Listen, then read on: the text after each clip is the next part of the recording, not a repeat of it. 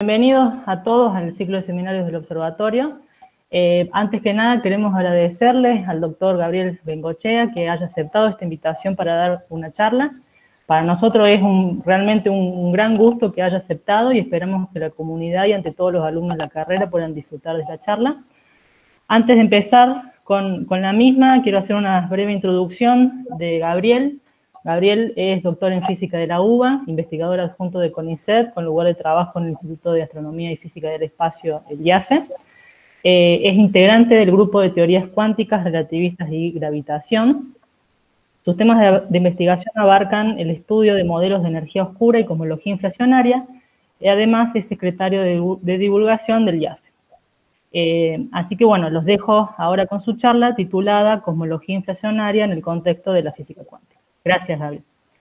Genial. Bueno, antes que nada, o antes que todo, muchísimas gracias por la invitación y por el espacio para que nosotros podamos contar lo que hacemos en el IAFE, el trabajo que hacemos, así que muchas gracias por eso, muchas gracias por estar presentes, y después a los que vean esta charla grabada, en YouTube, bueno, donde sea, muchas gracias por sumarse. Bueno, hoy quiero contarles acerca de algunas ideas que están detrás de algunos trabajos en los que estuve involucrado en el último tiempo, fundamentalmente en colaboraciones con estas personas, con Gabriel León, Daniel Sudarsky, Elías Ocón, Philip Per, Susana Landau, Pedro Cañate y Mauro Mariani. Y estas ideas tienen que ver con tratar de entender un poco mejor el proceso por el cual se habrían generado las inhomogeneidades primordiales, las semillas primordiales que le decimos, durante una etapa temprana del universo a la que llamamos genéricamente inflación. La mayor parte de la charla, como van a ver, va a estar orientada a contarles cuál es el problema específico de investigación que está detrás de todo esto, y hacia el final les voy a mencionar algunos trabajos recientes o alguna publicación, una cosa así.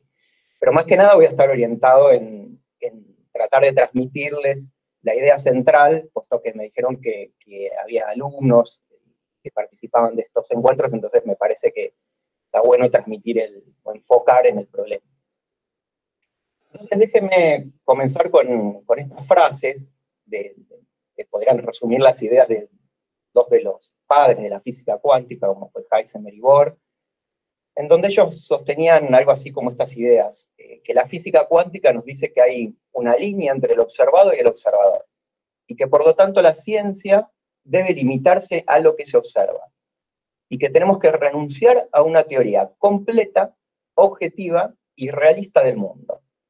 Esta era un poco la visión que ellos tenían, es el trasfondo filosófico que va a estar detrás de toda la charla, y que hacia el final, cuando les cuente, bueno, algunas propuestas que tenemos para el caso cosmológico, van a ver que de alguna manera, por lo menos en algunos aspectos, uno está tratando de desafiar estas ideas. Bueno, en las primeras diapositivas lo que voy a tratar de hacer es contarles en palabras un poquito cuál es la idea general del asunto, para después entrar por ahí en una cosa un poquito más técnica, ¿sí? Bueno, lo primero que hay que decir, que ustedes ya todos sabrán, el modelo cosmológico actual, el modelo consensuado, es el que llamamos el modelo del Big Bang. Con este modelo tratamos de describir desde los primeros momentos de las épocas tempranas del universo hasta el día de hoy, cómo fue la evolución en el tiempo de todo el universo. Y este modelo tiene dos grandes pilares teóricos, que son dos de las grandes teorías desarrolladas en el siglo pasado, ¿no? Que son la relatividad general de Einstein para la gravitación y la física cuántica. En particular, en esta charla yo me voy a enfocar en la época bien temprana del universo, ¿sí? En esta fase que llamamos inflación. El modelo inflacionario surgió a principios de los 80, fundamentalmente con Alan Guth, pero también con estas personas que están mencionadas ahí abajo en los primeros años de la década del 80, y Alan Guth lo que hizo fue proponer un muy breve periodo inflacionario, una expansión acelerada, en la época bien temprana del universo, fíjense la escala de tiempo, para resolver ciertos problemas que tenía el modelo estándar del Big Bang, el modelo que teníamos para esa época, ¿sí? Lo que llamamos el Hot Big Bang. Pero curiosamente, además, y esto es lo interesante y es el tema de esta charla, es que el modelo, después nos empezamos a dar cuenta que también podría otorgar un mecanismo que explicaría la generación de estas semillas primordiales que después dieron origen a todo lo que nosotros observamos en el cielo, ¿no? Bueno, la idea básica de inflación es lograr conectar causalmente todas las regiones de nuestro universo visible. Esa conexión causal se hace a través de un campo escalar al que llamamos inflatón. Este inflatón, pensamos que su densidad de energía potencial dominó la época temprana del universo, y entonces a través de las ecuaciones de Einstein nos dicen que si algo como este campo escalar con esta densidad de energía potencial domina el universo, las ecuaciones de Einstein nos dicen la expansión debe ser acelerada. Entonces es así como uno logra esta expansión acelerada y que logramos conectar causalmente todas las regiones. Por eso esa expansión acelerada tiene que terminar, tiene que ser finita, entonces tenemos que hacer justamente el modelado de ese potencial para que eso suceda. Y el trasfondo teórico para describir estas cosas son, por un lado, la teoría cuántica de campos, y por el otro lado, los espacios-tiempos curvos descritos por la relatividad general, ¿no? La combinación de estas dos grandes teorías, ¿no? Bueno, pero además de esa expansión acelerada, yo les decía que sería un mecanismo para generar las semillas cósmicas. La primera vez que aparecieron estas palabras, si bien en otro contexto y con otro significado, pero que aparecieron las palabras fluctuaciones cuánticas, fue en un trabajo de 1965 por Sajárov. Y fíjense que justamente en 1965 es el año que también se descubre el fondo cósmico de microondas, ¿no? Que se detecta por primera vez el fondo cósmico de microondas por Telcias y Wilson. Así que esto está más o menos situado para esa época cuando empezaron a hablarse de estas cosas por primera vez. Pero como les dije recién, la versión más moderna surgió recién en la década de los 80, muchos años después, con Mujano, bueno, Alan Guth, como les mencioné, Hawking, Steinhardt y otras personas, ¿eh?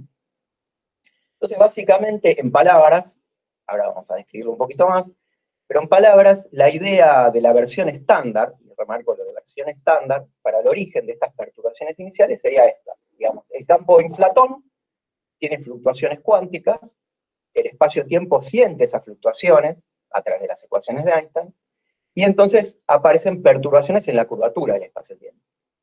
Bueno, uno hace una descripción cuántica de estas perturbaciones, uno después elige cuál sería el estado cuántico de vacío inicial, y es así entonces que inflación nos da un mecanismo que nos va a relacionar la curvatura del espacio-tiempo con las fluctuaciones de los campos de materia, el inflatón, por ejemplo, en este caso. Bueno, después uno puede calcular cómo evolucionaría eso en el tiempo y obtener qué es lo que nosotros esperamos observar en el cielo hoy.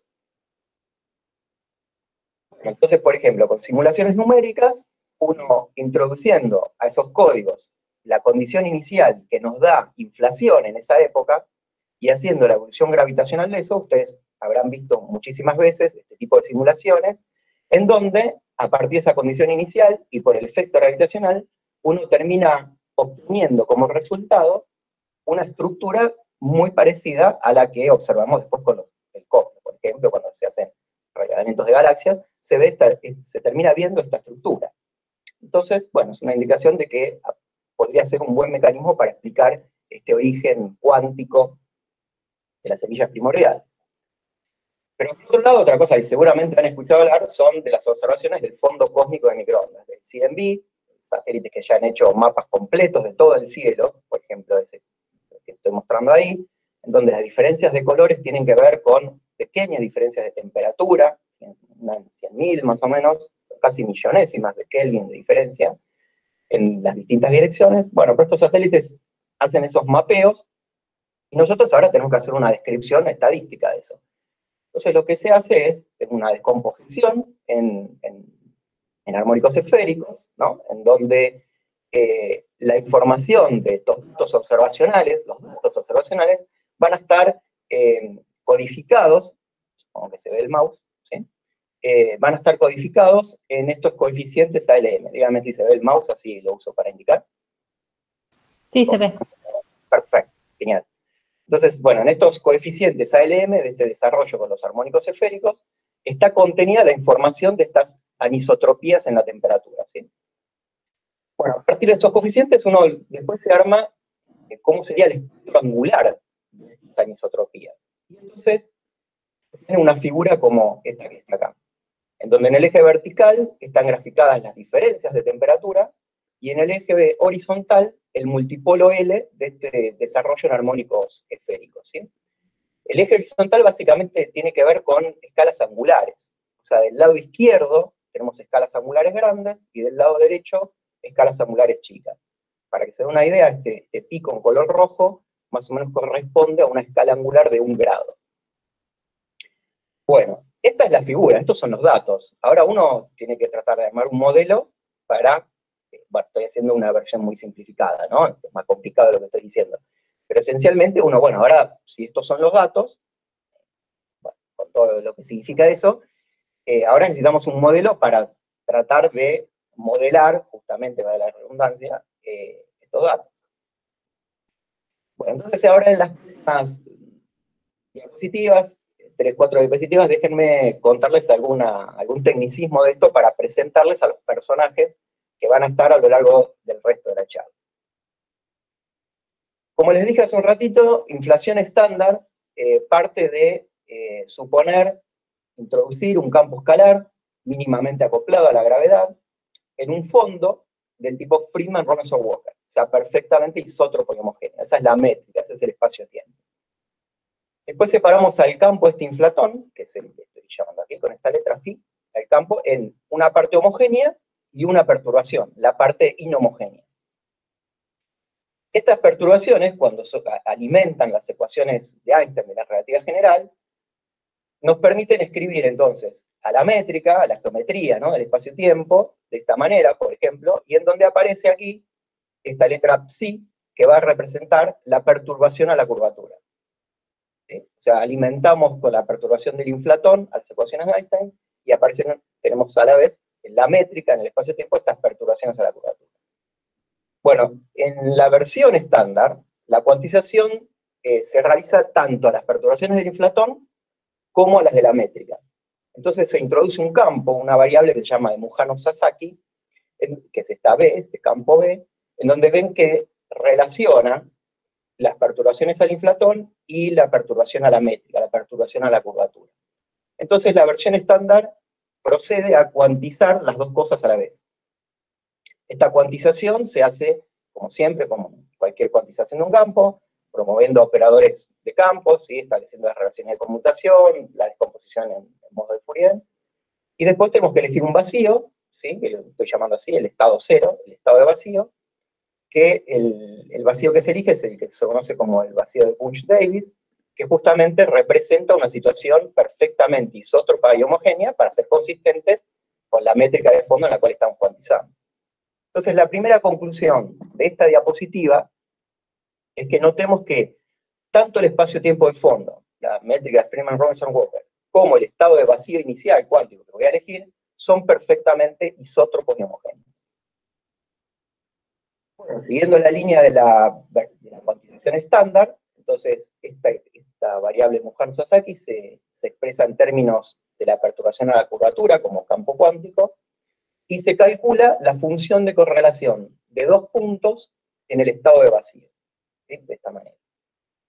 Por otro lado, esas diferencias de temperatura, esas anisotropías, uno ya conoce por cuenta de hace muchos años, que están relacionadas a la perturbación a la curvatura, y entonces de la descomposición en armónicos esféricos que les conté que se hacen con las anisotropías, que contaría estos coeficientes ALM, que son las cantidades observadas, entonces fíjense que termina relacionada las cantidades observadas, estos coeficientes ALM, con la perturbación a la curvatura. Entonces la conclusión de esta diapositiva es que inflación nos da un mecanismo para relacionar la perturbación primordial de la curvatura, esta psi, con las fluctuaciones cuánticas de los campos de materia al comienzo del universo. El campo en este caso es el inflatón. Ahora, el siguiente paso, de la manera estándar, es hacer esta identificación. Identificar esta función de correlación cuántica en el estado de vacío, de objeto cuántico, con una cantidad clásica, por un promedio clásico de cantidades clásicas, un promedio ensamble. Y de esta identificación, de un objeto cuántico con un objeto clásico, uno puede calcular este espectro de potencias para las perturbaciones. Y entonces, de esta manera, uno obteniendo este espectro de potencias, uno puede dar la predicción para el espectro angular que espera observar en el fondo cósmico de microondas en términos de estos coeficientes de Fourier. Entonces, fíjense que este espectro angular, esta CL, vienen dadas por la condición inicial dada por inflación, el espectro de potencias dado por inflación, y toda la evolución de la física del plasma dada desde que termina inflación hasta el día de hoy. Entonces, haciendo toda esta cuenta, uno obtiene qué es lo que debería observar en el cielo. ¿Y qué pasa con eso? Bueno, cuando comparamos los datos, por ejemplo, el satélite Planck o cualquier otro anterior, con nuestra predicción teórica, encontramos que el ajuste de nuestro modelo, que sería la curva verde que ustedes ven ahí, con los datos observacionales, que son los puntos rojos, los cuales incluyen las barras de error, ven que el ajuste es sensacional, es perfecto. O sea, no hay manera de no concluir que el modelo cosmológico es un éxito. Entonces uno ve esto y dice, ya está, no hay más nada que hacer. Esto es un triunfo y ya tenemos todo explicado.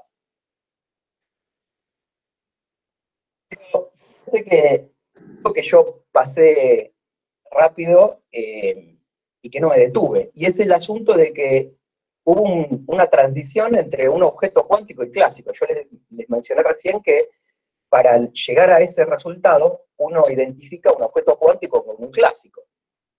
Pero ¿qué pasa? En las cantidades observadas, estos coeficientes ALM, que tenían los datos de la temperatura, lo que parece es perturbación a la curvatura, pero esto es una cantidad clásica, ¿sí? No tiene el sombrerito de operador cuántico ahí. Entonces, ¿cómo es que pasamos de una cosa cuántica a un objeto clásico? Bueno, la versión estándar, la respuesta que da es que cuando las longitudes de onda de estos modos de Fourier se hacen más grandes que el radio de Hubble, las perturbaciones, de alguna manera, aclaro cómo, nacen y se hacen clásicas. Y están relacionadas, esas cantidades clásicas, en el mecanismo estándar, están relacionadas con las fluctuaciones cuánticas o con las incertidumbres cuánticas en el estado de vacío, de esta manera. Entonces, la relación que el enfoque estándar hace con el objeto clásico es a través de estas fluctuaciones cuánticas o incertidumbres cuánticas en el estado de vacío. Y en general la justificación de esta igualdad es a través de algo que se llama de coherencia, del squeezing de los modos, de estos de Fourier, o se apela a una de las interpretaciones de la física cuántica que se llama muchos mundos. Bueno, de esto yo no voy a hablar algo particular en esta charla, pero esta es la idea de lo que está atrás por lo que quieren buscar. Entonces, quiero hacer ahora un paréntesis para contarles un problema que tiene la física cuántica y por qué este problema que tiene la física cuántica se va a ver más complejizado o más evidente en el caso cosmológico. Y el asunto es que si la física cuántica es una teoría universal, o sea que la podemos aplicar a absolutamente todo lo que hay dentro del universo, incluido el universo mismo, la pregunta es, ¿por qué? Bueno, no sé si se la hicieron una vez, la pregunta es, ¿por qué no se observan superposiciones macroscópicas de estados? ¿Qué quiere decir con esto? Bueno, para eso vamos a ir al famoso experimento pensado de Schrödinger, del año 1935, que consiste en lo siguiente. Supongamos que tenemos una caja cerrada sin ventanas, y adentro de esa caja ponemos un dispositivo atómico, átomos radioactivos, descritos por la física cuántica, y uno puede calcular al cabo de cierto tiempo cuál es la probabilidad del decaimiento de esos átomos radioactivos. Entonces supongamos que al cabo de cierto tiempo tiene 50% de probabilidad de decaer y 50% de no decaer. Pero dentro de la caja tenemos además un martillo, un frasco con un veneno, y ponemos también a un gato, el gato de Schrödinger, por ejemplo. Bueno, si la física cuántica es universal, debe ser aplicada a todos los objetos de la naturaleza, como les decía recién, y por lo tanto, se tiene que establecer una correlación, un entrelazamiento, entre el dispositivo atómico que yo puse ahí, que introdujo una aleatoriedad en todo esto, porque dijimos que lo escribíamos por la física cuántica y calculamos las probabilidades, eso se va a correlacionar con los otros instrumentos u objetos que hay adentro, con el martillo, con el frasco, con el veneno y con el gato. Entonces, si por ejemplo yo quisiera preguntarme acerca de una propiedad del gato, por ejemplo, llamémosle la propiedad viveza del gato, la propiedad viveza del gato tiene dos estados posibles, y dos valores posibles para esos estados, ¿no? O vivo o muerto. Entonces, a través de toda esta correlación, entre este entrelazamiento que se hace en todos estos objetos, el estado más general para la física cuántica, para la propiedad viveza del gato, es una superposición de estos dos estados, con el 50% de probabilidad, porque viene arrastrado por la correlación con el dispositivo atómico. Ahora, pero fíjense que ese estado, que es perfectamente válido y compatible con la física cuántica, es un estado que me dice que el gato no tiene estado definido para la propiedad viveza. No es que está vivo y muerto. No tiene estado definido. Sería algo así. Como esto más o menos. Ese estado, nosotros sabemos que la ecuación madre de la física cuántica es la ecuación de Schrödinger. La ecuación de Schrödinger nos da cómo es la evolución en el tiempo de esta función de onda, de este estado del sistema que estamos describiendo. Ese proceso, esa evolución se dice que es unitaria. Unitaria significa que la evolución temporal a través de esta ecuación no destruye superposiciones, no destruye probabilidades, no se rompen simetrías si hay alguna simetría presente en el sistema, es determinista y es reversible. O sea, yo puedo avanzar, digamos, en el tiempo para adelante o para atrás y obtener el valor de este estado, de esta función de onda. Pero por otro lado, tenemos otro proceso, que es cuando alguien o algo hace una medición. Cuando hacemos una medición, y obtenemos, por ejemplo, el estado del gato es vivo, luego de esa medición decimos que la función de onda colapsó y que obtuvimos un estado bien definido, gato vivo. Ese proceso lo llamamos R porque justamente lo que se produjo fue una reducción del estado, una reducción de la función de onda. Pero fíjense que este segundo proceso es muy diferente al proceso U, al de la ecuación de Schrödinger. Este proceso es estocástico, es aleatorio, es irreversible. A la vez que obtuvimos que gato vivo, no podemos decir nada acerca de cómo estaba antes. El gato antes estaba muerto, ¿qué estaba? No podemos decir nada, perdimos información. La clave es, hacemos una medición y obtenemos un estado definido y sin superposiciones. Pero tuvimos que hacer una medición. Entonces, imagínense, por ejemplo, este esquema sería, aquí tenemos una función de onda en dos dimensiones, tipo una gaussiana. Entonces, en ese estado, por ejemplo, para X e Y, nosotros podemos hacer nuestras cuentas y calcular las incertidumbres cuánticas. Entonces, por ejemplo, todos los valores comprendidos en esta zona delimitada por el rojo son las zonas más probables de valores que yo podría obtener si hago una medición, bla, bla, bla. Bueno, cuando hacemos una medición, la función de onda colapsa y se obtienen valores bien definidos, ¿sí? Para X, para Y. Bien. Nos deja aparecer algo que se conoce como el problema de la medición en la física cuántica. El problema radica, hay varias maneras de plantearlo, pero es plantearse esta pregunta, y es, ¿cómo es que pasamos de una superposición, por ejemplo, en la posición X, a un estado bien definido de X? Y la ecuación de Schrödinger no destruye superposiciones, es unitaria la evolución. Bueno, el asunto es que alguien o algo, un aparato, hace una medición, es lo que nos revela en qué estado está el sistema. Pero fíjense que algo externo tiene que hacer colapsar el estado del sistema. Algo externo a la teoría. El concepto medición no es definido en ningún libro de física cuántica. La definición de lo que representa claramente, bien delimitado, una medición, no está definido dentro de la física cuántica. Por ejemplo, ¿qué tan grande tiene que ser un objeto para que su estado colapse y no esté en superposición? ¿Tiene que ser grande como un gato? ¿Qué pasa si tengo algo más chico? ¿Qué pasa si tengo un virus? ¿Puede estar en superposición? ¿Hasta dónde tengo que correrme ese límite para que pueda observar o detectar superposiciones y cuándo no? Bueno, no sabemos cuándo utilizar la regla U de la ecuación de Schrödinger y cuándo el proceso R, cuándo se produjo una medición. Eso no está claro. Este problema de la medición cuántica, ¿qué respuestas puede tener? ¿Cómo podemos abordar este problema? Bueno, hay varios caminos.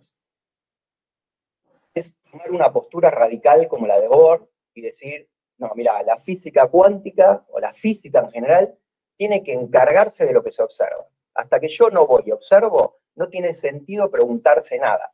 No tiene sentido preguntarse si la luna está o no está si yo no la observo. O sea, solamente la física se debe dedicar a lo que nosotros observamos, a las mediciones que hacemos. Bueno, es una postura muy radical que en principio no es la que uno quisiera, pienso yo, seguir para hacer una teoría física, ¿no? Pero bueno, siguiendo con las respuestas, otra podría ser decir que fue por culpa del aparato. El aparato de medición interactúa con tu sistema y hizo que la función de onda colapse. Bueno, pero surge esta pregunta, ¿cuán grande tiene que ser algo para ser un aparato? Por ejemplo, si yo quiero estudiar un átomo, ¿no? El más simple, un protón y un electrón por ahí, ¿no? El átomo de hidrógeno. Y yo quiero estudiar el protón en particular. Entonces, el electrón hace de aparato, está midiendo al protón. O sea, si mi sistema es el protón, ¿el electrón está midiendo al protón? Y no. Bueno, ¿cuántos electrones o cuántos protones tengo que agregar para decir que tuve un aparato? ¿Cuántos tengo que poner para separar entre sistema y aparato? Para decir que algo lo está midiendo. No está claro. Otra es decir, fue el observador. Bueno, pero ¿qué define un observador? ¿No? O sea, por ejemplo, como decía Bell, un observador puede ser, está bien, una persona, pero puede ser un animal, un chimpancé. Y si es una persona, esa persona tiene que tener, como decía Bell, un doctorado hecho para ser calificado y que la medición sea una medición. Bueno, nada. Otra es decir, fue el medio ambiente, porque tu sistema, no tenés nunca una partícula aislada de todo sola en el universo. Existe un medio ambiente, ese medio ambiente interactúa, ese entorno interactúa con tu sistema y de alguna manera hace que se rompan estas superposiciones macroscópicas. Esa es la línea básicamente seguida por lo que mencioné como de coherencia. Bueno, el punto es que al día de hoy nada de esto resuelve el problema de la medición, por lo menos de manera completa y satisfactoria. Si bien en algunas situaciones de laboratorio uno puede apelar a alguno de estos criterios para resolver parcialmente algunos aspectos de este problema, la realidad es que de manera completa y satisfactoria esto no está resuelto. Y como les decía, en el caso de la cosmología, ahora vuelvo a la cosmología, este problema va a empeorar notablemente. Y uno de los que observó esto es quien les mencionaba también recién, Bell, en donde él decía, los cosmólogos, incluso más que los físicos de laboratorio, deben encontrar las reglas interpretativas de la mecánica cuántica algo frustrantes. Ahora van a ver por qué. Si estamos queriendo describir, por ejemplo, las condiciones iniciales en el universo, la época inflacionaria, la época bien temprana del universo, y teníamos un espacio-tiempo que era isótropo y homogéneo, la pregunta era, bueno, ¿cuál es el estado de vacío? Que ya se los comenté, pero ahora vamos a profundizar un poco. ¿Cuál es el estado de vacío que debo elegir para las perturbaciones del inflatón o de las perturbaciones de lo que quiera analizar y cuantizar? ¿Cuál es el estado cuántico de vacío que voy a elegir? Bueno, el primer problema que surge es que en un espacio-tiempo que evoluciona en el tiempo, en general, en la relatividad general, la elección de un estado de vacío no es única, porque no está bien definido el concepto de energía por un montón de problemas. Pero la elección del estado de vacío no es única. Entonces hay que buscar algún criterio por el cual elegir un estado de vacío. El consenso es elegir, como ya les mencioné, lo que se llama el vacío de Bunch-Davis. Entonces la idea es que cuando estaba arrancando inflación se encarga, esa expansión acelerada, de que la geometría, de que el espacio-tiempo sea perfectamente isótropo y homogéneo, por esa expansión acelerada, o sea, diluye todo lo que hay ahí. Y entonces tenemos una situación que técnicamente se llama un espacio-tiempo de de Sitter, o muy parecido a de Sitter. Lo que nos importa es que sería perfectamente isótropo y homogéneo. Y con eso quiero decir que todos los puntos y direcciones del espacio son equivalentes. No hay ni puntos ni direcciones privilegiados en el espacio-tiempo. Bueno, entonces, ¿cuál sería el estado cuántico adecuado a esto? Bueno, el de Bulls-Davis, un estado cuántico cuya función de onda es de esta forma, una gaussiana. Lo que estoy graficando aquí, esta gaussiana, es en el eje vertical, en realidad estoy graficando la probabilidad, ¿no? Ahí la función de onda al cuadrado, acá en el eje vertical. Y en el eje horizontal lo que estoy graficando es uno de estos modos de Fourier del campo, ¿sí? Entonces esta tiene la forma, de hecho, para que ya vayan dando una idea, esta es la forma que tiene el estado fundamental de un oscilador armónico cuántico, ¿sí? Una gaussiana. Entrada en el cero, el valor medio es cero, uno puede calcular la incertidumbre, que sería el ancho de esta gaussiana. Acá en particular estoy graficando, porque esto es una cosa compleja, así que por ejemplo grafico la parte real, son detalles técnicos, ¿sí? Pero la cuestión es que tenemos la función de onda que tiene esta pinta, ¿sí? En el estado de vacío tiene esta pinta. Entonces esta cantidad es superposición, porque todos los valores que están debajo de la curva roja son valores posibles hasta en tanto yo no hago una medición, como pasa con el oscilador armónico, ¿no? Como un resorte cuántico, cantidad, cada modo de Fourier, o en el caso del resorte, por ejemplo, la posición de un oscilador armónico, no está definido, ¿sí? Cuando yo pongo el oscilador armónico en este estado de vacío, la posición no está definida, está en una superposición. Y las incertidumbres cuánticas, el ancho de esta gaussiana, lo que me da son los valores más probables si ocurriera una medición. Si yo voy a una medición, los valores más probables son los que están por acá abajo. Eso es lo que me dicen las incertidumbres cuánticas. Entonces el asunto es que este es el punto clave de lo que quiero decir. Y es que en el estado de vacío, hay fluctuaciones o incertidumbres cuánticas, para hablar más correctamente, pero no hay perturbaciones. Esto está describiendo una situación perfectamente isótropa y homogénea, ¿sí? O sea, tenemos incertidumbres cuánticas, tenemos fluctuaciones cuánticas, pero no hay perturbaciones. La situación es perfectamente isótropa y homogénea. Entonces, ¿qué pasa?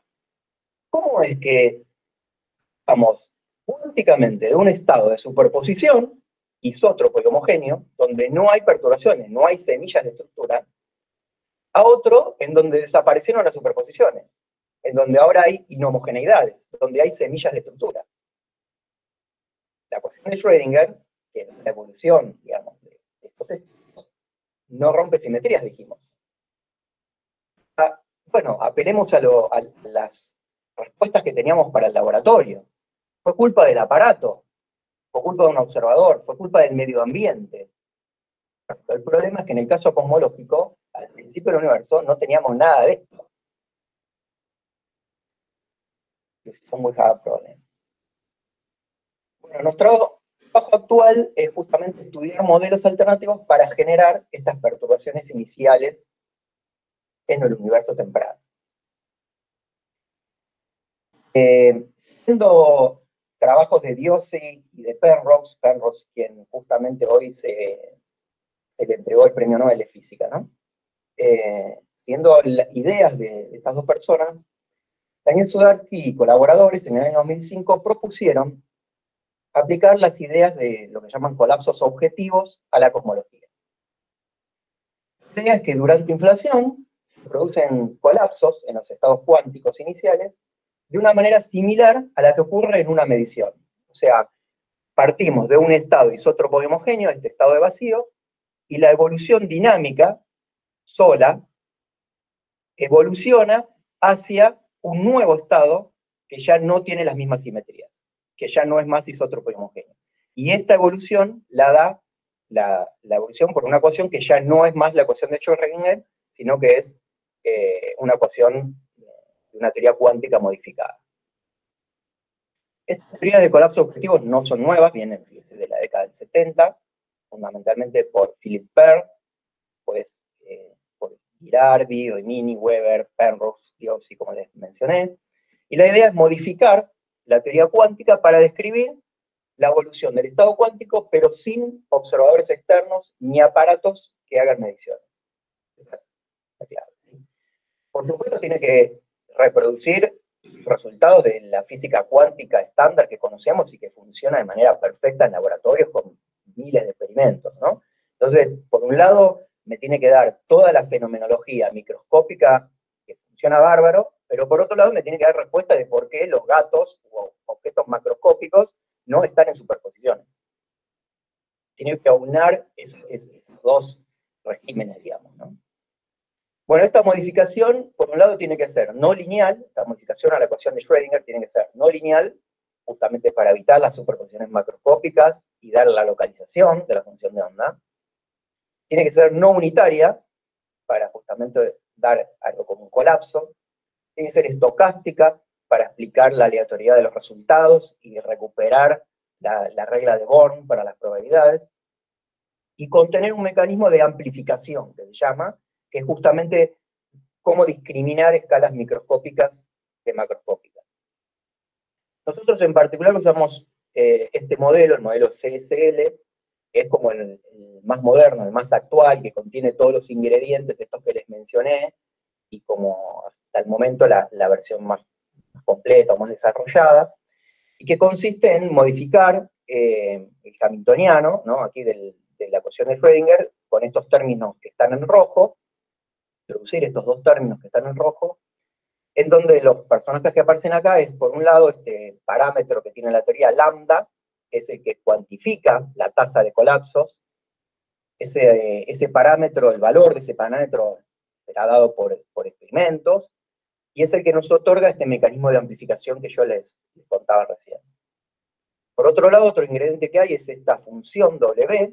Esta función es un ruido estocástico, como un ruido blanco, ¿sí? Es un proceso estocástico de tipo Wiener, para que se dé una idea, es como un movimiento browniano, de ese estilo, estocástico de esa manera.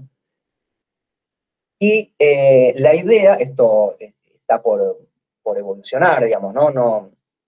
Simplemente están unas ideas. Las ideas que detrás de este ruido estaría el campo gravitatorio. Estas son ideas fundamentalmente de Dios y de Penrose, porque justamente el campo gravitatorio es algo que está llenando todo el universo y que uno no puede apagar, ¿no? Es como un ruido, entre comillas, que está inherente y que uno no puede apagar. Entonces podría ser el causante o el origen de este ruido que aparece en esta modificación de la cuántica.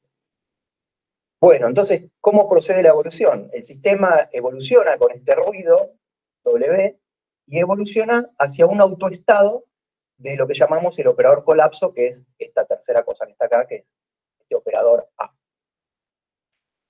También hay una regla para la probabilidad, ¿sí? Que básicamente lo que dice esto es que como la ecuación que uno está modificando no es más unitaria, la norma del estado cuántico va a evolucionar, o sea, no permanece normalizada, sino que evoluciona hacia un estado que el estado en el que va a terminar el sistema va a ser justamente, esto es lo que dice esa ecuación, va a terminar en el estado que mayor norma tenga. Este modelo fue desarrollado por Philip Perl fines de los 80, y ahora un poquito mejorado. Entonces, como les decía, la idea básica es la evolución sola, sin aparatos ni observadores, la evolución de un estado inicial del vacío en Munch-Davis, por ejemplo en el caso cosmológico, por sí sola esta evolución nos lleva a un nuevo estado que ya no tiene las simetrías originales. La isotropía de la homogeneidad la perdió. ¿Recuerdan? Nuevamente vuelvo a la conexión con los datos observacionales. Los datos de las anisotropías de la temperatura del fondo cósmico de microondas estaban en estos coeficientes ALM. ¿Se acuerdan que aparecían de este lado la perturbación a la curvatura clásica? Entonces nos hacemos la pregunta de vuelta. ¿Cómo relacionamos algo cuántico con algo clásico? En nuestro caso. Porque recuerden que la versión estándar, la idea era asociar esa cantidad clásica a las fluctuaciones cuánticas en el vacío. Pero como ya les acabo de mostrar, esta identificación para nosotros tiene este grave problema, que es que el estado de vacío de Bunch-Davis es perfectamente isótropa y homogénea, y la evolución unitaria dada por la mecánica cuántica estándar nunca puede romper esas simetrías. Así que nunca podrían aparecer estas perturbaciones clásicas a la curvatura. ¿Cuál es nuestro enfoque? Tenemos dos opciones. Una opción sería como la más radical, la más ortodoxa para nosotros, la que pensamos que mejor planteada conceptualmente está, que es hacer la cuantización en lo que se llama gravedad semiclásica. Gravedad semiclásica, aquí estoy escribiendo las ecuaciones de Einstein semiclásica, lo que suponen es decir que la parte izquierda, que tiene que ver con la geometría, con el espacio-tiempo, son cantidades siempre clásicas. Y lo que uno cuantiza son los campos de materia, lo que está del lado derecho. Las ecuaciones de Einstein semiclásicas perturbadas nos llevan a esta ecuación que está escrita acá, donde por un lado, del lado izquierdo, está la perturbación a la curvatura, donde justamente como estoy asumiendo gravedad semiclásica, esto siempre es una cantidad clásica, y del lado derecho nos aparece este valor de expectación cuántico de un operador, aquí que es el momento conjugado a la perturbación del inflatón, pero no en el estado de vacío, sino en el estado evolucionado, en el estado cuántico dado por esta evolución no unitaria, por esta evolución, por ejemplo, del mecanismo CSL. Es el estado post-colapso. Entonces, pensé que nos da un mecanismo, este proceso a través de la esta cuántica modificada, nos da un mecanismo para decir cómo es que se encendieron las perturbaciones. Porque si esta cantidad yo la evalúo en el estado de vacío de Bunch-Davies, esta cantidad vale 0, entonces la perturbación a la curvatura es 0.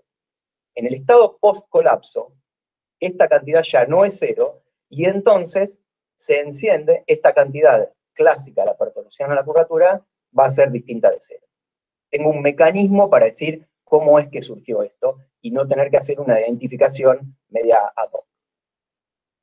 La segunda opción, también la hemos explorado, justamente para ver cuánto difieren los resultados estándares sin colapsos o con colapsos incluidos, es hacer la cuantización a la Mujano-Sasaki. O sea, cuantizar a la vez las perturbaciones a la métrica como la del campo inflator.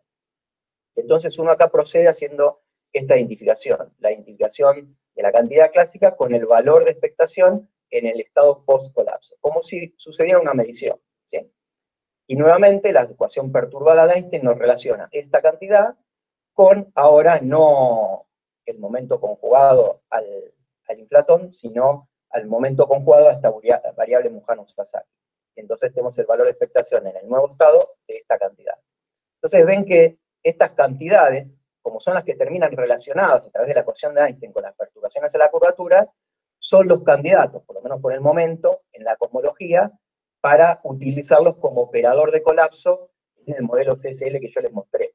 En el modelo CSL, lo que apareciera un operador colapso, cuya evolución nos iba a llevar a un autoestado de ese operador, la evolución dinámica de esta cuántica modificada. En la cosmología, por lo menos por ahora, en estas maneras, en estas primeras maneras que uno está procediendo a estudiar esto, digamos, tiene que mejorar mucho todavía, falta mucho, pero por lo menos en estos primeros intentos nos da una manera de decir, bueno, el candidato a elegir como operador colapso podría ser este. Remarco esto entonces, en conclusión en palabras de esto es que, fíjense que en el estado de vacío, como les decía recién, si no hay colapsos, estas cantidades son 0, y entonces la perturbación a la curvatura es 0, y el espacio-tiempo sigue siendo perfectamente isótropo y homogéneo. Los colapsos nos encienden, nos dan un mecanismo para explicar cómo se encienden las perturbaciones a la curvatura.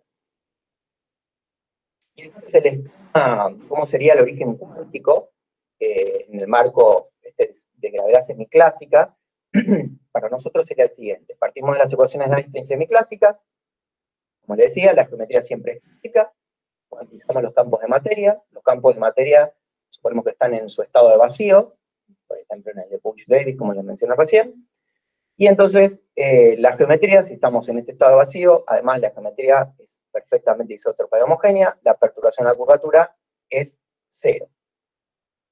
Luego sucederían los colapsos durante inflación, nos lleva del vacío a uno nuevo, donde no hay más las simetrías iniciales de isotropía y homogeneidad, entonces decimos que nacen las perturbaciones, vía las ecuaciones de Einstein, entonces la perturbación a la curvatura ahora no es 0, tenemos la evolución temporal de eso, ¿no? La amplificación que nos da inflación, heating, la evolución gravitacional, etcétera. Todo esto sería de manera estándar, hasta formar las estructuras que nosotros observamos en el cielo. Entonces, este sería el ingrediente que uno está agregando, ¿sí? La parte de colapso.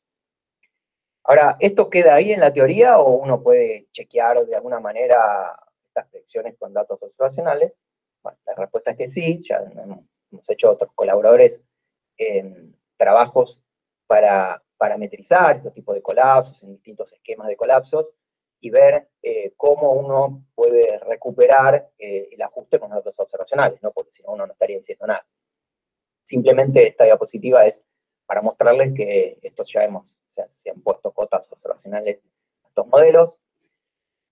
Y otra pregunta que uno podría decir es, bueno, muy bien, pero, digamos, ¿resolvés este problema de la medición o intentás resolver este problema de medición en la mecánica cuántica, apelando a la cosmología, y eso, bueno, y ajustaste las observaciones, pero ahí termina, o podés hacer una predicción distinta, algo que sea un rasgo de este enfoque?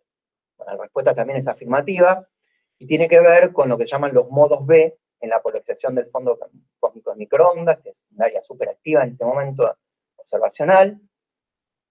Y la idea es que satélites como Planck ya han puesto cotas observacionales para un parámetro que se llama R. Este parámetro R codifica lo que llaman las perturbaciones tensoriales o los modos B, las ondas gravitacionales primordiales que habrían surgido en el momento de inflación. Los datos a través de la polarización del fondo cósmico ponen cotas para eso y dicen que este R tendría que ser menor a 0,1 o inclusive menor, hoy en día hay cotas mejores que estas. Pero fíjense que el valor 0, R igual a 0, es perfectamente compatible, muy compatible con todos los datos observacionales hasta este momento. Estas cotas observacionales ya han permitido, en el marco estándar, cuya predicción en el marco estándar es esta, que esta R tiene que ver 16 veces este número, este parámetro que viene de inflación, que es un número menor que 1. Estas cotas han permitido desechar ciertas variantes para potenciales de modelos inflacionarios, entonces algunos sobreviven, otros no, etc. ¿Qué pasa dentro de con nuestro enfoque de colapsos? Bueno, si nos atenemos al esquema de gravedad semiclásica, que es como el más radical, el que pensamos que conceptualmente mejor situado está, en ese marco, en el de gravedad semiclásica, la predicción es que R debería estar fuertemente suprimido, tendría que ser de menor a 10 a la menos 13. Justamente, como les decía, es súper compatible con todos los datos observacionales de estos modos B de las cotas para este parámetro R que hay en este momento. Entonces, la predicción en el marco de semiclásica con colapsos, la predicción es que estos modos B estarían fuertemente suprimidos. Pero también les dije que, más allá del enfoque de gravedad semiclásica, también exploramos la idea de ver, bueno, en el marco estándar, donde se cuantiza todo, la métrica y los campos de materia, ¿qué pasa si agregamos colapsos? ¿Da lo mismo, no da lo mismo que el caso estándar? ¿Qué pasa? Bueno, encontramos que se produce una modificación en el espectro, a través de esta función F, no importa ahora, pero la teoría tiene este parámetro lambda, como les mencioné, la teoría CSL, y entonces encontramos qué parametrizaciones de lambda uno puede hacer para que justamente el espectro que uno obtiene sea igual al caso estándar. O sea, por lo menos hay casos en donde uno, efectivamente, agregando colapsos, recupera el caso estándar y ajusta las observaciones. Pero tiene este nuevo ingrediente que es el punto clave de todo lo de colapsos, y es que si no hay colapsos, el espectro es cero, ¿no? O sea, no hay perturbaciones. Es como que estamos dando el mecanismo, a pesar de que estamos en el caso estándar, la condición estándar, otorgamos un mecanismo para decir cómo es que se encendieron esas perturbaciones. Porque sin colapsos no tendría que haber perturbaciones, el espectro tendría que ser cero y no lo que estamos observando. Bueno, estas son algunas cotas que también pusimos, pero lo que quería contar también aquí es que hay una diferencia esencial para los modos tensoriales, para las ondas gravitacionales primordiales, respecto a la versión de si usamos en el marco de gravedad semiclásica. Como les decía recién, en el marco de gravedad semiclásica, las predicciones que estos modos R tendrían que ser muy chiquitas, ¿no? En cambio, uno cuantiza todo, la predicción que uno obtiene es igual al caso estándar, ¿vieron? ¿Recuerdan este 16 que estaba aquí? Entonces, con colapsos, la predicción para el parámetro R es la misma que el caso clásico. O sea, en este caso no diferiría y las predicciones son iguales al enfoque clásico. Esto lo hicimos también en el marco de otros esquemas con un alumno, con Mario Mariani. Bueno, más o menos lo que quería contarles, entonces voy a hacer conclusiones. Por un lado, que fluctuaciones cuánticas, quiero dejar este mensaje, que fluctuaciones cuánticas o incertidumbres cuánticas no son lo mismo que perturbaciones. Este mecanismo, el mecanismo de colapsos, permite encender las perturbaciones primordiales rompiendo las simetrías del estado de vacío inicial. También nos proporciona una respuesta natural para decir cómo es que obtenemos cantidades clásicas. Este modelo CSL aún está en su versión no relativista, así que claramente esto no es algo terminado. ¿Sí? Necesitamos versiones relativistas para justamente amoldarlo mejor a un caso cosmológico. Así que por ahora lo que se hacen son trabajos fenomenológicos. Lo que sí sabemos es que existe un landscape, una gran variedad de variantes por explorar, tanto para la elección del operador de colapso como para el parámetro lambda de la tasa de colapso. La aplicación del modelo CSL al caso del universo de épocas tempranas, a la fase inflacionaria, entonces nos dan predicciones que son contrastables, estos resultados son compatibles con las observaciones del fondo cósmico de microondas, y tenemos dos enfoques, uno es en el marco de la semiclásica, el que nos parece mejor planteado conceptualmente, técnicamente. Este enfoque naturalmente es consistente con las observaciones actuales de la no detección de los modos B del fondo cósmico. Una cosa que no mencioné es que también una cosa curiosa que sucede es que algunos potenciales inflacionarios que por ahí el marco estándar descarta o no, pueden pasar cosas contrarias en este marco, o sea, hay predicciones distintas en ese sentido, o las puede haber, digamos, no es que hay necesariamente predicciones distintas, sino que podrían surgir resultados distintos en el marco de gravedad semiclásica con colapsos.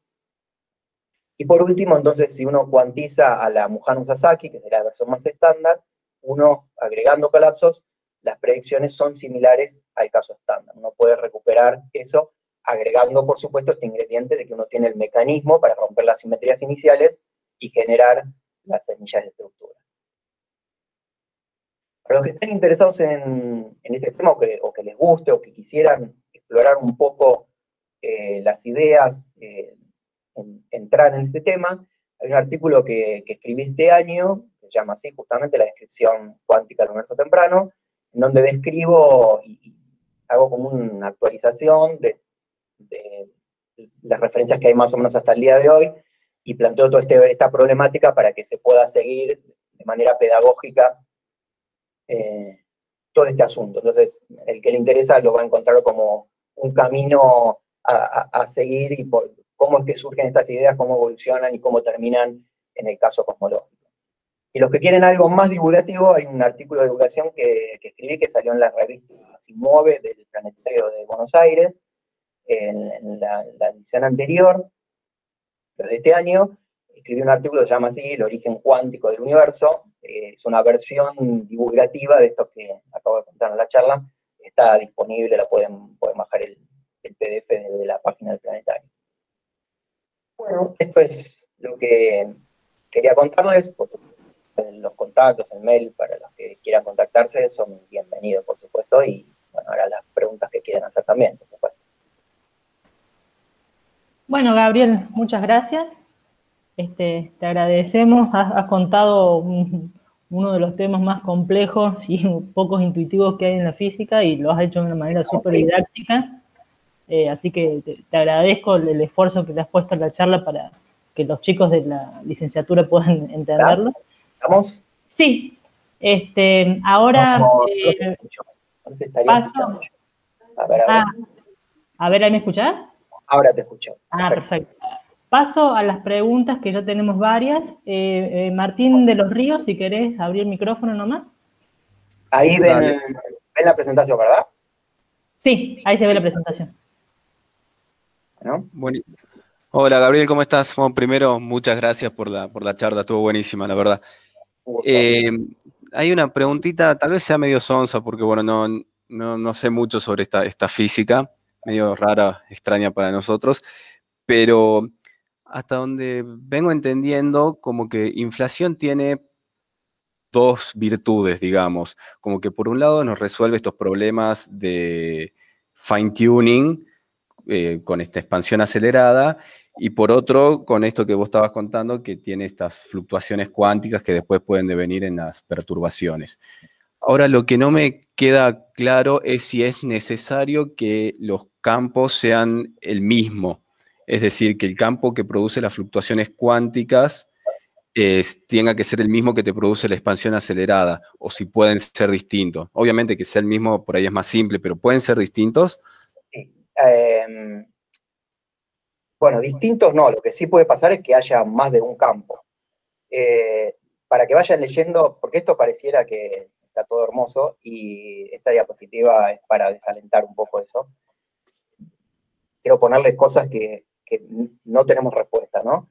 Alguna de ellas es la que vos mencionás, es el campo inflatón, no conocemos la naturaleza de eso y no sabemos si es un solo campo o podrían ser varios, ¿no? Esa es una respuesta que no tenemos. Por supuesto, la manera más sencilla, teóricamente, sería mejor hacerlo con un solo campo, ¿no? Porque si tengo que poner dos, ya tengo que explicar de dónde salieron esos dos en vez de uno.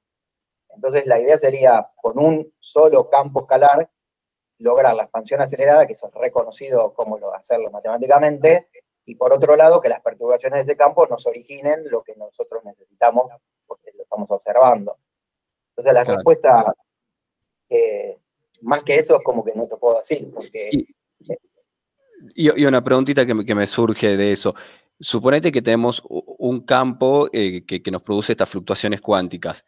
¿Es necesario que haya una expansión acelerada después para que esas fluctuaciones cuánticas devengan en las perturbaciones o no? Es que la expansión acelerada está puesta por varios motivos. Necesitamos una expansión acelerada primero para yo conectar causalmente todas las regiones del cielo. O sea, con una de las primeras diapositivas que les mostré, Sí, sí. que por ahí no entré en detalle, pero puro necesitamos una expansión acelerada porque si no, estamos sonados con esto, ¿no? Hay una cosa que se llama el problema del horizonte, Claro. que es uno de los problemas que tenía el modelo antes de la década del 80, y es que si vos mirás, nosotros estamos acá arriba, ¿no? En el universo observable, que sería la sábana nuestra donde estamos, si miramos hacia atrás en el tiempo, y el Big Bang fue esta sábana roja, fíjate que los puntos A y B, que nosotros hoy los observamos, están dentro de nuestro cono de luz, digamos. Los puntos A y B, si vas hacia atrás, hasta la sábana roja, no tuvieron tiempo, están desconectados, no se chocan esos conitos. Entonces uno no puede explicar por qué el fondo cósmico de microondas, en todas las direcciones que vos ves del cielo, tienen prácticamente la misma temperatura, propiedades parecidas, las galaxias están distribuidas más o menos de manera homogénea, con propiedades parecidas. Fine tuning. Ahí entramos en esto del fine tuning. Claro, sí, claro. Inicial. Sí, o sea, la inflación se introdujo como una idea para resolver los problemas iniciales, pero no es cierto que lo resuelve, eso es otro tema de otra charla, digamos. O sea, sigue teniendo algunas cosas que uno pone a mano, por supuesto, claro. Pero sí la expansión acelerada lo que logra es agregar toda esta parte que está agregada en este gráfico hacia atrás en el tiempo, digamos, la sábana roja, la llevas hacia atrás en el tiempo, agregando esta expansión acelerada, y lo que haces es que los puntos A y B, por ejemplo, los conos de luz, terminen siendo conectados causalmente. Entonces, eso lo lográs con una expansión acelerada. Claro, pero entonces, o sea, tiene más que ver con el problema, la expansión acelerada, digo, tiene más que ver con el problema de estos del fine tuning que con la generación o con el pasaje de fluctuaciones cuánticas a perturbaciones. No, después las perturbaciones iniciales también necesitan de una expansión acelerada porque la condición inicial uno la pone en estos modos de Fourier, cuyas longitudes de onda eran más chicas que el horizonte en el momento en que se estaba arrancando inflación. Pero después esas cantidades yo necesito que se hagan más grandes que el horizonte. O sea, necesito que la expansión acelerada, en el tiempo que dure la inflación, las extienda, las haga, no quiero usar la palabra macroscópica, las extienda, las haga más grandes que el radio Hubble, y ahí es esa condición inicial, cuando se hicieron más grandes que el radio Hubble, gracias a esa expansión acelerada, esa condición inicial es la que vos ponés como espectro inicial para tus simulaciones numéricas, para explicar la curva del fondo cósmico de microondas, etcétera, etcétera. Entonces necesito que en el tiempo que dura la inflación, esa expansión sea acelerada para agrandar el tamaño de esa longitud de onda a algo que sea más grande que el horizonte cuando termina o cuando está sucediendo inflación. Está bien. Las dos cosas. Bárbaro, bárbaro. Gracias. Gracias, Martín. Patricio, ¿tenías preguntas también para Gabriel?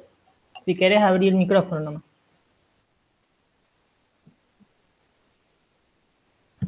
Sí, hola.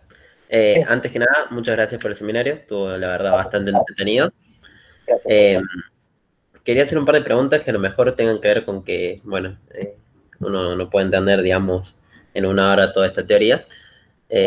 Sobre todo faltando un par de herramientas, pero quería preguntar sobre todo si la simetría que estamos hablando que se pierde en el momento que se activa la perturbación. O sea que digamos, uno tiene un espacio homogéneo y activa la perturbación, ¿no? La enciende. En ese momento suponemos que se pierde la simetría, ¿verdad? A ver, recapitulo con eso, que eso está, bueno, con la del gatito nos va a servir. El punto clave es que la ecuación que nos da la evolución de un estado cuántico es la ecuación de Schrödinger, una ecuación tipo Schrödinger. Sí. Entonces, toda la idea de la física cuántica es que toda la información que vos tenés de un sistema está contenida en su estado cuántico. Ahí está toda la información que vos podés extraer del sistema. Está toda ahí. En particular, la información acerca de las simetrías que hay que tiene ese sistema están contenidas en este estado. Entonces, si yo pongo un estado que es compatible con isotropía de homogeneidad, o sea, homogeneidad lo que significa, por ejemplo, es que si yo a este estado le aplico un operador traslación, me vuelve a dar el mismo estado, ¿verdad? O sea, como que no me cambia. Si yo hago una traslación del estado, me vuelve a dar el estado. Entonces, la simetría permanece. Y si yo pongo ese estado en la ecuación de Schrödinger, ese estado, la evolución en el tiempo de ese estado, siempre va a ser unitaria. O sea, no me va a aparecer de la nada un estado que tiene otras simetrías distintas. No las va a romper. Entonces necesito algo que rompa con esta evolución temporal, con la evolución temporal dada por Schrödinger. Eso lo hace, por ejemplo, una cuántica modificada. Lo que yo agrego, los términos que agrego, se encargan de romper la simetría que tiene ese estado, de modificar las simetrías. Entonces, en el momento que suceden los colapsos, es cuando se rompen esas simetrías. Ese es en el marco de esta teoría. Perfecto. Entonces, uno ahí aplica teoría de perturbación y empieza a ver la evolución de ese sistema, ¿verdad? Sí. Bueno, ¿hasta qué momento nosotros podemos confiar, digamos, en cómo ese sistema se va perturbando cada vez más y más? O sea, se le tienen que ir haciendo modificaciones a medida que va iterando eso, ¿verdad? En realidad tenés que ir por, no sé, se me está ocurriendo respuestas así sobre la marcha, pero el punto es, vos partís de una situación, isótropa y homogénea, no tengo perturbaciones a la curvatura, tengo que decir que surge de alguna manera. Tengo un mecanismo cuántico que me hace surgir eso, o sea, la física cuántica más colapso, digamos, ¿no? Eso me hace surgir la perturbación. Ahora esa perturbación a la curvatura tengo que hacerla evolucionar, porque tiene un cierto tamaño, por decirlo de alguna manera, y eso necesito que después termine en una galaxia, o lo que fuera, por decir cualquier cosa, digamos, ¿no? Bueno, esa evolución temporal tengo que meterle otros ingredientes, esto no alcanza, tengo que meterle, cuando termina la inflación tiene que aparecer la materia que conocemos, ¿no? Se supone que eso lo hace reheating, tiene que aparecer las partículas que nosotros conocemos, eso tiene que evolucionar en el tiempo, gravitatoriamente, después tiene que aparecer la física del plasma, tiene que aparecer un montón de cosas hasta terminar dándome la galaxia que yo observo en el cielo. Todo ese proceso no lo describe esta ecuación nada más. Sí, obvio, le voy metiendo cosas. No sé si apuntaba a eso o era más específico lo que decía. No, en realidad es como una especie de proceso en el cual voy entendiendo algunas cosas y quería llegar, digamos, a entender por qué, digamos, o qué pasaría si estos colapsos favorecen, digamos, a dos autoestados posibles. Supongo que tenemos muchos autoestados y en la cuántica, obviamente, cuando uno mide, colapsa un estado.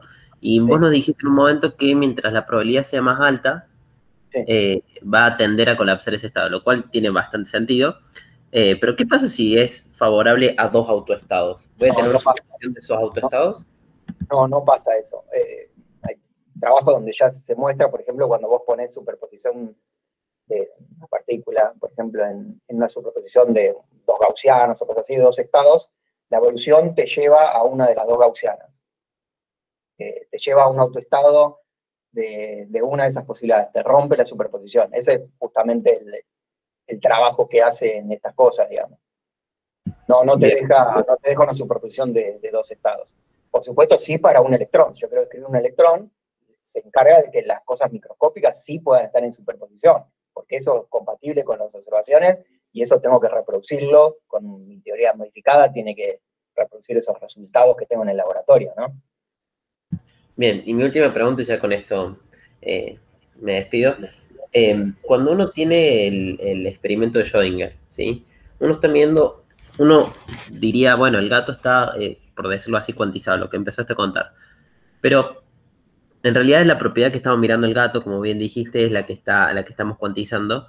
Y acá lo que me molesta de este experimento es que en realidad todo en el experimento está cuantizado, incluso la persona que va a abrir la caja. Supongamos, digamos, para complicarlo un poco, que cuando uno abre la caja, si el veneno se expandió, también muere el observador. Pero eso lo sabría una persona que está dentro de donde está la caja, pero si estás afuera de la habitación, por ejemplo, no sabrías si el gato murió, si el gato vivió, si el tipo está vivo o muerto. Entonces digo, desde ahí, como bien dijiste, macroscópicamente, todo está cuantizado. Pero lo que a mí me molesta de eso es que estás viendo solamente esa propiedad, porque si vos tenés como propiedad, por ejemplo, ¿sí? Cuantizado, mejor dicho, cuánticamente la superposición de que si el gato está o no dentro de la caja, algo que vos ya sabés porque ya hiciste colapsar esa información al meter al gato dentro de la caja con el experimento, en realidad vos sabés mucha más información o tenés cosas ya determinadas en el objeto gato que no están cuantizadas. ¿Me explico?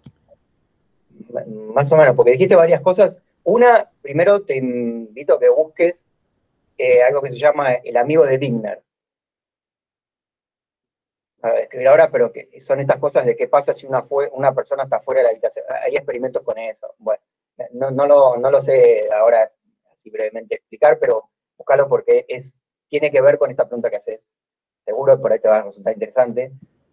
Pero después, por otro lado, es que aunque le agregues todos esos ingredientes que vos estás diciendo, si el observador entonces se muere con el veneno o no, el punto clave es que no se resuelve el problema de la medición. O sea, necesito algo que haga una medición para que pase algo, para yo obtener un estado definido, y por lo menos para algunas propiedades, valores definidos, tengo que hacer mediciones. Está bien, te sintetizo entonces te sintetizo así entonces la pregunta, porque yo realmente creo que tiene mucho que ver, digamos, lo que vos mencionaste, esa teoría del entorno, con las condiciones que se dan en lo que uno llama medición. Entonces, como que el mismo entorno es el que termina midiendo, y si nosotros en esta teoría no estamos como perdiendo esa información, o sea, el no poder... Es que es falso que el entorno termine resolviendo el problema de la medición. Primero que para definir qué es sistema y qué es entorno, eso lo tengo que hacer a mano, lo tengo que hacer una persona. ¿Cómo defino dónde termina un sistema y dónde empieza el entorno? Eso lo decide una persona. Entonces, en el caso del universo, ¿quién decide qué es medio ambiente y qué es sistema? Bien. ¿No? Tengo ese problema, o sea, hay cosas que tengo que poner a mano en decoherencia. Bueno, gracias, Patricio. Pasamos con las preguntas de Marcos Ramírez. Marcos, si querés prender el micrófono nomás y pregunte nomás. Hola, ¿qué tal? Buenas. Hola, Gabriel, muy buena la charla. Gracias. Mira, tengo primero un comentario en relación a lo que decía Martín y bueno, y después dos preguntas. Creo que no hay nadie más anotado, así que supongo que no es un desubique. En relación a lo que decía Martín, de que, bueno, de que la inflación, en principio, sí, es conocida, si se quiere, fue motivada para resolver algunos problemas de fine-tuning de la cosmología, del modelo del Big Bang, si uno quiere. Es verdad que esa fue, si se quiere, su motivación inicial, pero me parece que en general se considera que el principal éxito que tiene justamente la predicción de ciertas características del espectro de inhomogeneidades primordiales, que es lo que vos estás tratando en esta charla. Me pareció interesante tu charla también por eso, porque va un poco hacia el supuesto éxito más rotundo, más contundente que tiene la inflación. Sí, en sí, este momento. con toda esta lista de cosas y puede seguir esta lista, ¿no? Claro. Con eso, ¿no? Claro. Pero bueno, quería hacer énfasis de que en cuanto a si resuelve problemas de fine-tuning, bueno, eso está bastante menos claro, es más discutible. Porque bueno, hay una pluralidad de potenciales que uno puede tener para el campo escalar, uno puede poner varios campos escalares, no hay realmente una receta de qué es más natural y qué no lo es, y en muchos casos uno no tiene que las soluciones que dan un proceso inflacionario, una aceleración exponencial, o una expansión exponencial, sean un atractor, digamos, de la teoría, sean un punto en el cual naturalmente se tienda de una evolución a partir de ciertos datos iniciales. Y además las inhomogeneidades previas, antes de que arranque la inflación, pueden jugar un rol y muchas veces la presencia de un inflatón en realidad te la complica al proceso de homogeneización, ¿no? Sí. Pero bueno, creo que en ese sentido hay laburos más o menos recientes, numéricos, interesantes, que muestran en qué contexto, en qué sentido la inflación sí homogeneiza un dato inicial inhomogéneo y en cuáles no. Sí, toda la situación previa a inflación. O sea, ya inflación tiene sus aspectos especulativos, etcétera, etcétera. O sea, nadie sabe lo que es un campo como el inflatón, no lo observamos en nuestra vida cotidiana, un campo como el inflatón. O sea, si bien tenemos toda la maquinaria matemática para describirlo, etcétera, no es que en el laboratorio hacemos experimentos con campos del estilo del inflatón. Y por otro lado, como vos bien decís, antes de inflación, ya eso tiene su especulación, antes de inflación no tenemos mucha idea de qué cosa pasó ahí, qué geometría es, si hay espacio-tiempo, si la métrica tiene un rol o no tiene un rol, si eso no es la gravitación, si había superposiciones de distintos espacios-tiempo, ahí ya es un terreno todavía mucho más especulativo. No tenemos teoría cuántica de la gravedad terminada y que pueda predecir todo eso, así que más especulativo también. Claro, además, bueno, en inflación se supone que vale relatividad general, ¿no? Uno suele hacer teoría cuántica de campos sobre un background que es clásico. Bueno, no todos. Está esta cuantización de Mujano-Sasaki, es donde se cuantiza todo. Para nosotros tiene algunos inconvenientes técnicos, para nosotros, para varias personas tiene inconvenientes técnicos, pero están estas dos versiones, ¿no? Uno puede o no cuantizar el espacio-tiempo también, las perturbaciones al espacio-tiempo. Bueno, y en relación a las preguntas que quería hacer, una, bueno, tiene que ver con uno de los argumentos que tiraste que podrían servir para justificar la emergencia de lo clásico a partir de las fluctuaciones cuánticas, del inflatón. Uno de los argumentos que de alguna forma suaviza el problema de la medición es el de la decoherencia. Y esto, bueno, se relaciona a lo que dijiste recién, justo en la pregunta de Patricio, de que ¿dónde está el límite entre un sistema y su ambiente? Sí. Pero bueno, yo imaginaría, no sé bien cómo lo tratan, porque ese asunto en particular del modelo de Mujano-Sasaki, digamos, de cómo se resuelve la emergencia de las perturbaciones, de la inhomogeneidad a nivel clásico, nunca lo entendí muy bien, pero yo imagino que tiene que ver con algún tipo de, no sé, reticular el espacio en partes, y uno agarre una parte de ese reticulado, que obviamente es arbitrario, pero que uno lo puede hacer y uno puede cambiar, si se quiere, la escala de ese reticulado, y ver cómo ese pedazo, subsistema, interactúa con el resto. Y promover una suerte de coherencia de esa parte en relación al todo. Pero bueno, no sé si... Pero el punto clave, Bueno, el punto clave, pongo algunas, tengo como 10 diapositivas sobre coherencia con las cuales uno podría explicar que este problema no lo resuelve, digamos, ¿no? Pero por lo pronto hay una cuestión que es esta de que requiere un observador. O sea, o este reticulado, lo que vos quieras hablar para hacer una separación, va a requerir un observador. Y, claro, bueno, una división entre qué es sistema y qué es ambiente. bueno, eso queremos evitarlo. O sea, nos gustaría tener un modelo que evite eso. Porque, digamos, no, el surgimiento del universo, el surgimiento de las galaxias, el surgimiento de un planeta, el surgimiento del ser humano en el planeta Tierra, no puede depender de la persona que surgió en ese planeta Tierra para decidir cómo tuvo que ser el reticulado, o lo que fuera, como querramos decirlo, o el medio ambiente, que fue el medio ambiente al principio del universo. Es como un círculo vicioso. No, claro, pero quizás haya algún criterio objetivo, algún criterio emergente, el cual no se me ocurre, pero digo, el mismo reticulado puede tener una mano cierto, digamos. Aunque pusieras, aunque lográramos ese criterio, de coherencia tiene los siguientes problemas, que los siguientes son: la evolución siempre viene dada por la ecuación de Schrödinger, o sea que no pueden romperse las superposiciones, así que nunca puedo pasar de un estado que era homogéneo a uno que es inhomogéneo. Eso no lo puede hacer la coherencia, porque las simetrías no se rompen. Y después, por otro lado, está esta cosa de la ambigüedad de... Esto lo menciono, por ahí algunos los perdemos acá, pero si, digamos, te contesto a vos porque estás haciendo la pregunta y por ahí sabes algo de coherencia. Está el asunto de con qué objeto cuántico yo represento a mi sistema. Esta cosa de representarlo con una matriz densidad reducida.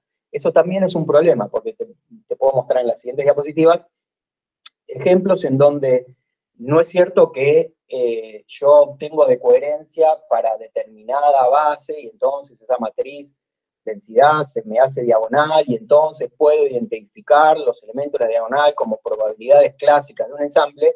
Todo ese argumento, si bien es muy lindo, no es cierto. O sea, para yo, primero, empiezo por el final, para yo poder identificar que los elementos de la diagonal son probabilidades clásicas de cosas que yo podría obtener y que ahora mi desconocimiento es por ignorancia y no porque hay una superposición cuántica.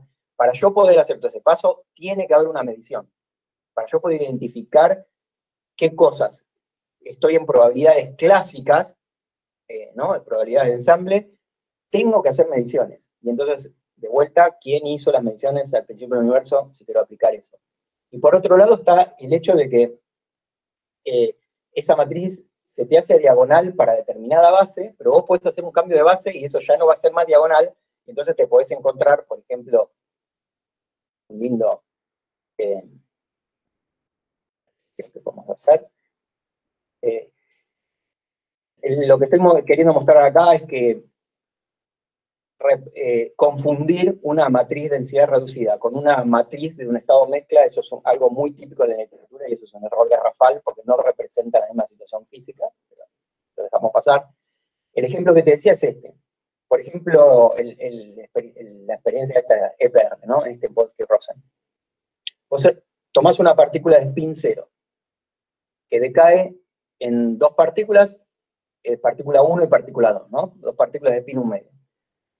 Te armás el estado de dos partículas y elegís, fíjate que ya tiene que haber alguien que elija, ¿no? Elijo la base de spin Z, la proyección en Z.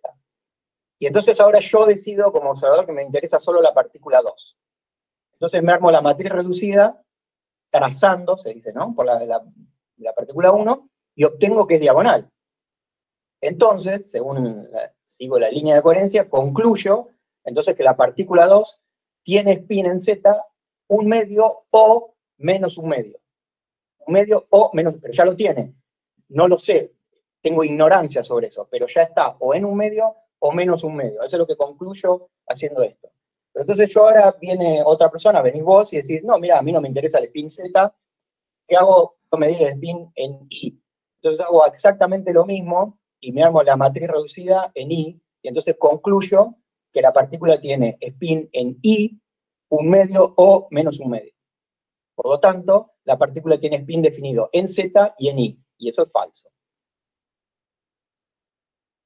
Entonces no... Claro, no, sí tengo, tampoco es que lo tengo tan claro, pero sí, por lo que mostrás, está bueno el ejemplo que das, es cómo la decoherencia no te resuelve el problema de la medida. O sea, Eso es observador dependiente. Siempre necesito un observador y necesito medir. Entonces, al principio del universo estoy sonado con eso. claro, pero bueno, acá lo que le interesaba a Mukanobi y Sasaki en los 80 era justificar esa extrapolación de la probabilidad del valor medio del vacío, digamos, de phi.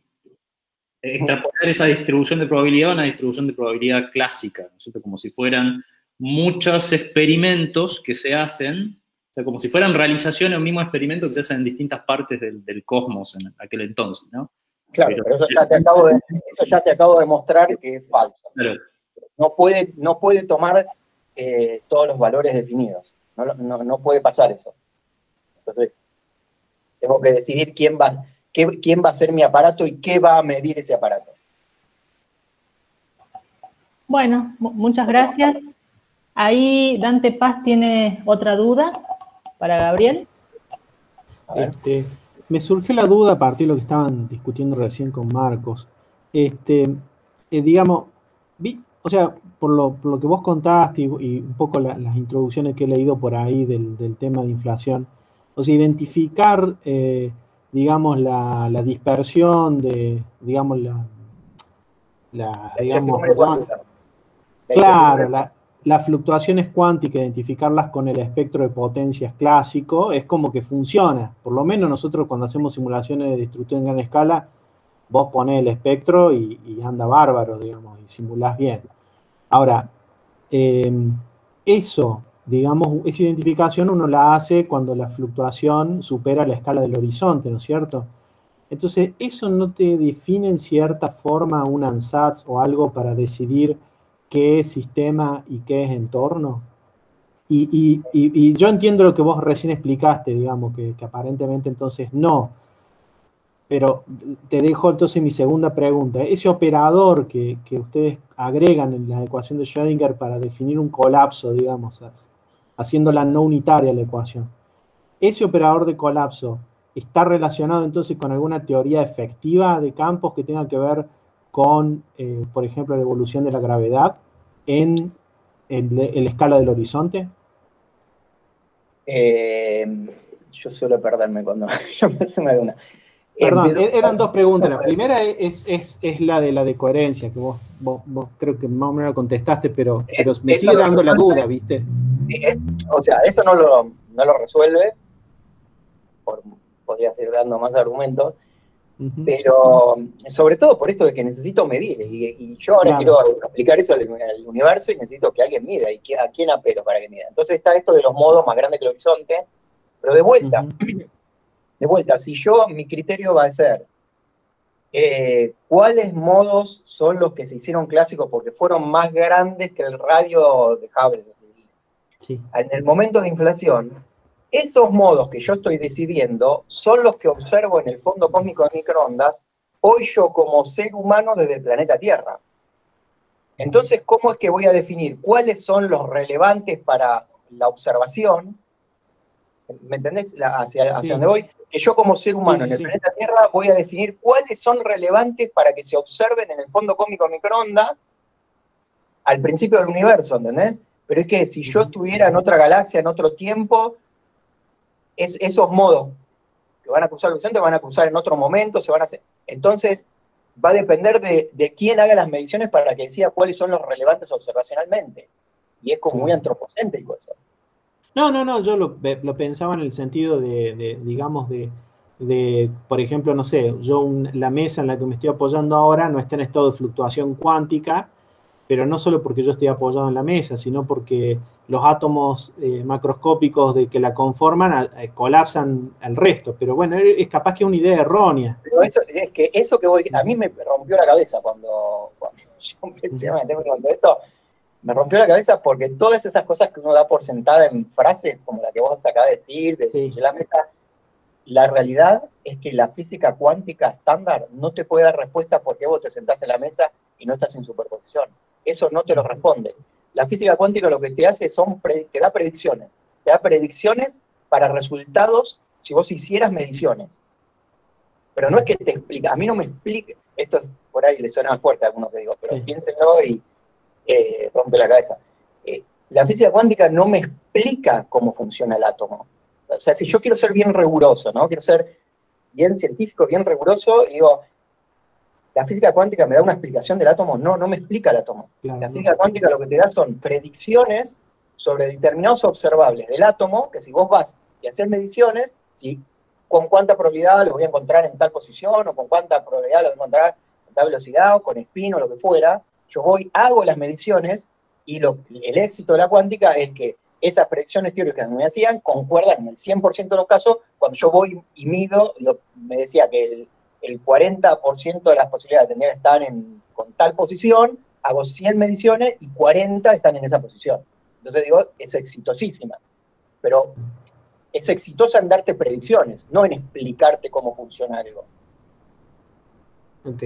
Y lo último, el operador de colapso que vos modificás la ecuación, sí. Digamos, tiene un origen, digamos, porque digo, algo de éxito hay en el sentido de que uno diga, la fluctuación se vuelve el espectro potencia clásico en la escala del horizonte, o sea, o es solo una coincidencia.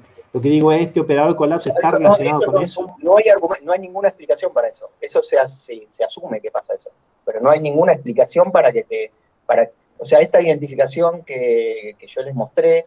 Pero funciona. Eso es lo que quiero decir. No tiene valor. Bueno, pero nosotros ¿qué queremos? ¿Cosas que funcionen o cosas que estén correctas? No, pero me refiero a si es un ansatz para definir la forma que tiene ese operador de colapso o el origen de ese operador de colapso que vos agregás. No, la idea a ver, pero quisiera que no quede la idea de que esta identificación de lo cuántico a lo clásico, esto es una identificación que se asume, pero no tiene ninguna...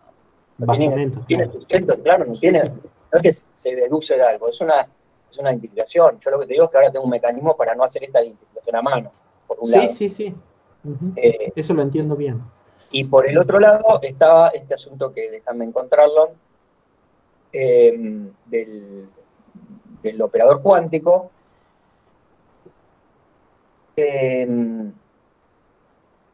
Hay distintas variantes, pero por lo menos las dos que yo mencioné acá, es que cuando vos ves cómo te quedan las ecuaciones perturbadas, las ecuaciones de Einstein perturbadas, ves que la perturbación a la curvatura, que es lo que te interesa a vos que aparezca, clásica, está relacionada con este operador, que es el momento conjugado al campo, en el estado post-colapso. Bueno, justamente, ahora, ¿el operador colapso posta es este operador? No te lo puedo decir, probablemente no, es como medio fenomenológico el punto en el que estamos ahora.